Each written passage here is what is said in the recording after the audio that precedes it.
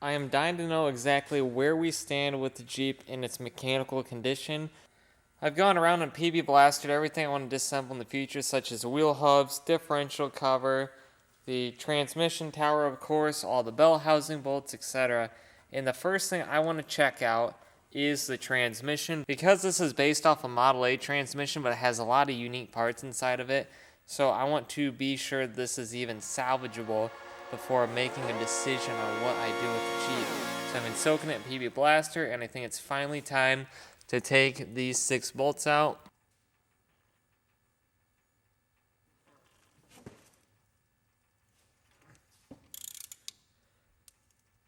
Alright, we're getting somewhere. Now, broke right off.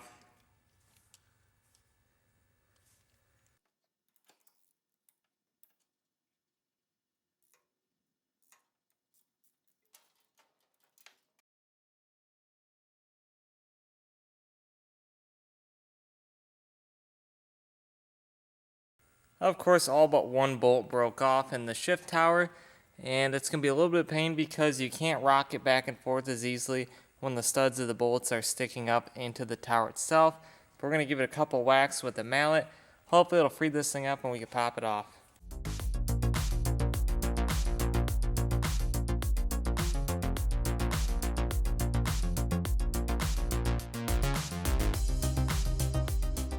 Yeah, she's on there tight. I can't believe this didn't do anything for us. Yeah, those studs sticking up, it's going to make this extremely hard. It's almost got to come exactly straight up in the air, which is, it's going to be very difficult to do.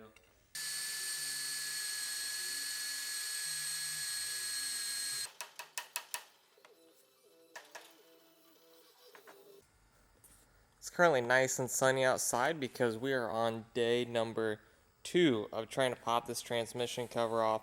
I've tried everything. I worked on this thing for hours last night.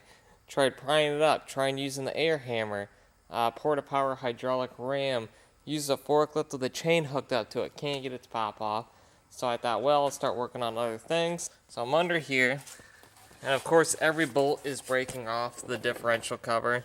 I got the easy ones broken already, so I just need to get those harder to reach top ones because the leaf springs are collapsed and the axle's up against the floor. I've been debating this whole time, was this thing on fire and then that's why it ended up in the junkyard essentially, or did it catch on fire in the junkyard? I'm starting to think this thing was on fire before it was in the junkyard, at least before it was on its side, because if you look at the axle, it sucks, but the tube right here, I don't know if you can really see it very good, but it's swooping like this. And then same thing over here. There's a better visual of the bent axle housing, and it tells me that this thing was probably sitting on its wheels when it burned, and then the weight of the vehicle just kind of sunk everything downwards. I mean, it would take a lot of heat to do that. It doesn't surprise me because after I jacked up the back end, I was like, man, the Jeep's just looking really weird. And this is the solid side of the frame, and even the frame is bowing just by lifting it up in the air with the jack. Now, I know the one side of the frame rail is pretty rotted out, but on the driver's side, as you can see, plenty of good metal right there, but it's just swooping down, so it's like the weight of the vehicle is just sloping down in the center and then down in the back end. Just all that weight's just shoving down on that fatigued metal, which just sucks. We'll pop out the diff cover and look at it. Yep, she wants to come. Oh no.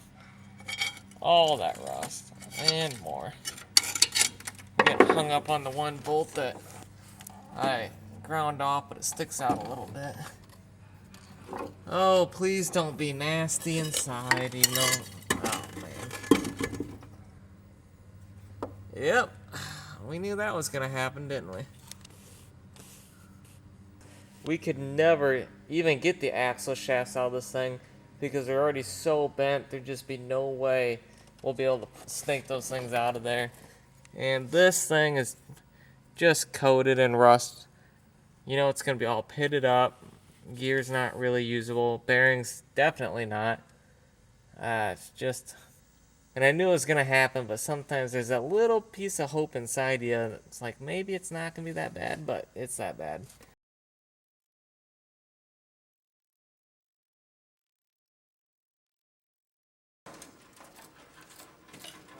so close. Come on. Here we go. Oh, man. Man, 2 days of work to get to this point. And let's see what we've got. The gears really are not nearly as bad as I expected. Let me get a light.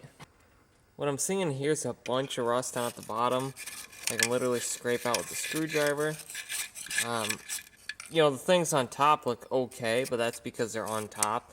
But the further down you go in these types of systems is where all the water would sit. Honestly, this is a little hopeful. We're going to continue on to see what else we find in the Jeep. But that is a major win for us, getting that transmission cover off. Yeah, the transmission shift tower is left a little bit desired. Everything in here, again, even like the set screws, are pretty much disintegrated. It would need definitely a full rebuild if we ever plan on shifting this transmission again. I've been working on one of the holy grail parts of the Ford GP up here, and that is the manifold setup on the engine. A tractor 4.9N motor.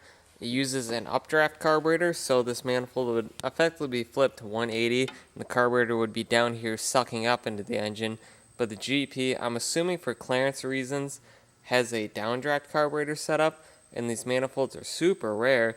And I thought, well, if we can actually get this thing off the engine, it would be worth pursuing maybe fixing it. Unfortunately, the original Holley carburetor that's worth $5,000 in decent shape is beyond destroyed. But fortunately, I was able to take the nuts off the manifold setup. And the outer nuts, I was able to just use the standard socket. But on the inside, you might be able to get a socket on here, but you can't get your ratchet in there. And that is where this socket comes in handy. This is a standard socket on one side, but it's got a hex head on the other side. So you can put this onto a nut, and then you're using your wrench on the other side. And that comes in handy in tight spaces such as this.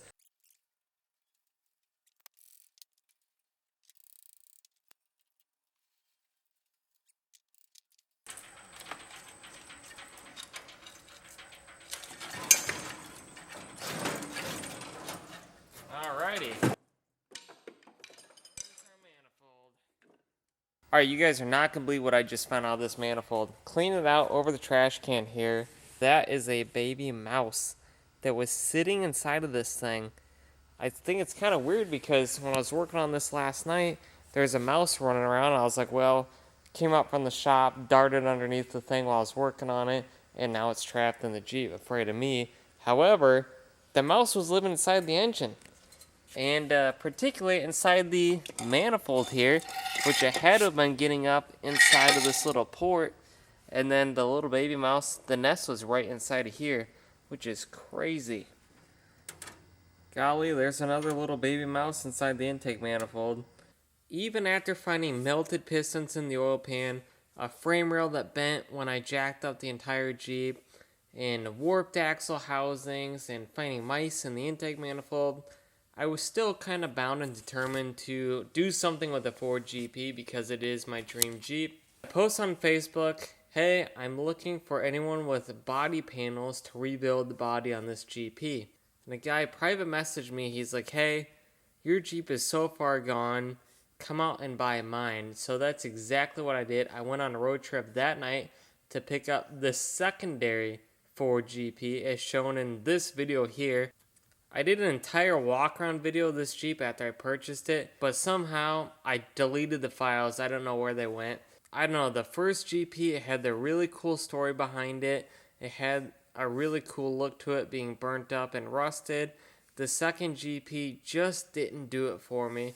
The fact of the matter is that I was purchasing a GP because I wanted to off-road it, out in the woods, taking on trail rides, that kind of thing. And once you separate the Jeep from its values and rarity, you really start to understand why the GP was not chosen for World War II. There's a few different things we can list off. Number one, the horsepower rating. The Jeep was only 40 horsepower, so really not even enough power to pull its own gear ratio. Second is the transmission, which a lot of people don't think about. So a standard CJ2-way, Willys MB, etc., In reverse and first gear, they're not synchronized. So if you don't double clutch it and shift it exactly how you should, you're going to grind your gears going into reverse and forward. But second and third are synchronized, so no problem at all. Now, when you're off-roading, you're bank shifting through gears. You're not trying to get the perfect rev match to go into, second or third gear. But with a GP, you have to be perfectly rev matched to shift into any gear. Now, another design flaw of the GP, you would say, is the way that the steering system operates. So the steering box on a standard, World War II Jeep, the box is mounted on the inside of the frame rail between the engine and the frame.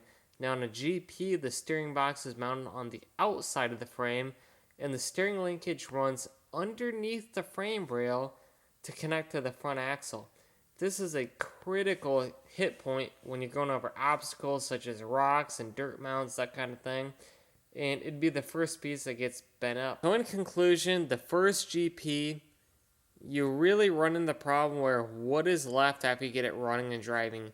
You probably got a decent grill and maybe half a frame rail. And the second GP is worth so much money, A, to the person that restores it, but if someone wanted to build it just as an off-road vehicle, you're invested so much money into this vehicle.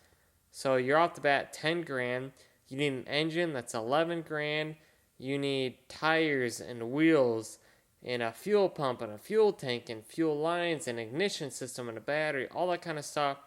You're in this thing for $15,000.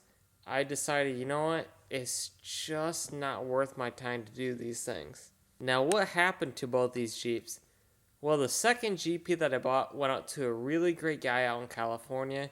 He's doing a complete restoration, which I think is perfectly fit for that Jeep.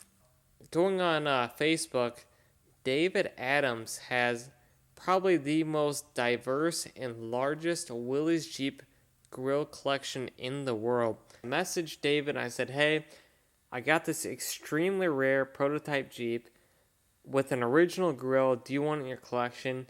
And I mean, he just went off the charts. And it's going to become the center of his grill collection. The only thing he would really need to complete his grill collection is a Bantam BRC and a Willys MA, which if they ever pop up, I mean, I hope they do. I cannot imagine a better place in the world for this grill to sit. And as for the Jeep itself, I sold the remaining parts to Brian Wolf. So Brian's got multiple Ford GPs that he's trying to restore. And, finding original parts is difficult, almost to impossible. Brian is using this GP for all the miscellaneous little pieces like the leaf spring mounts and the bumperettes and the hood hinge and all these small pieces that you cannot, find in original condition. Although this is not the Ford GP story that we wanted to hear, it's the one that made the most sense.